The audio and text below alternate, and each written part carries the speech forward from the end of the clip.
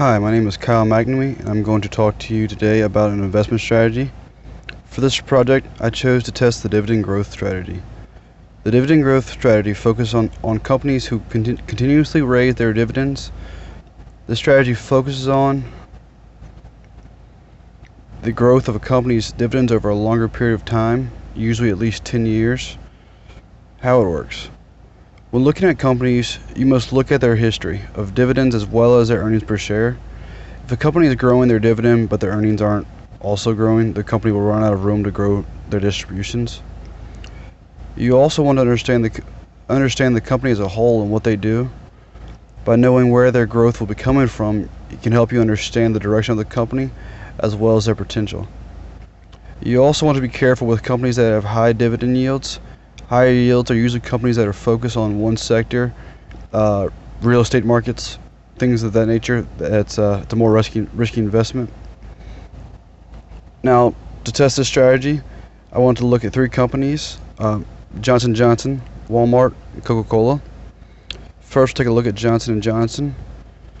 As you can see, in the last 10 years, they have steadily raised their dividend yields. The 10-year average dividend growth for Johnson & Johnson is 8.74%. The growth has a solid potential, especially when you're able to reinvest those returns for a long-term future growth. Next, we're going to look at Walmart. Overall, Walmart has increased their dividend on average of 7.46%. It's a nice return, but it's a little concerning because there are a few years that their dividend really didn't grow compared to their stock price. This could mean a few different things. They could have had less profits. They could be investing in future cash flow investments, expanding new stores, things of that nature. Overall, it's not terribly alarming because the growth of the dividend is percentage-wise is growing up, but also their earnings are also going up as well. So for long-term growth, there is potential expected. And lastly, we'll take a look at Coca-Cola. We see their dividend yields in the past 10 years jump around quite a bit.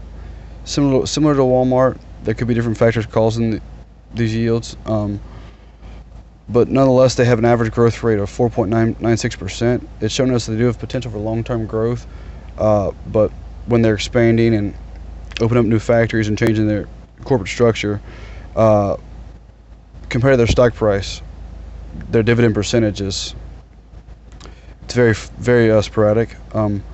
Overall, the dividend growth model does show potential as an investment strategy, but we saw the data in the graphs and the potential for nice returns over the long period of time.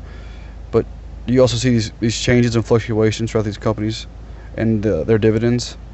Realistically, the data showed that it does work over a long period of time, but it also leaves a lot of uncertainty and volatility, and overall it has potential to work, but I would recommend also diversifying your portfolio with other companies, whether it be based on their PE ratios, their market cap, and things of that nature.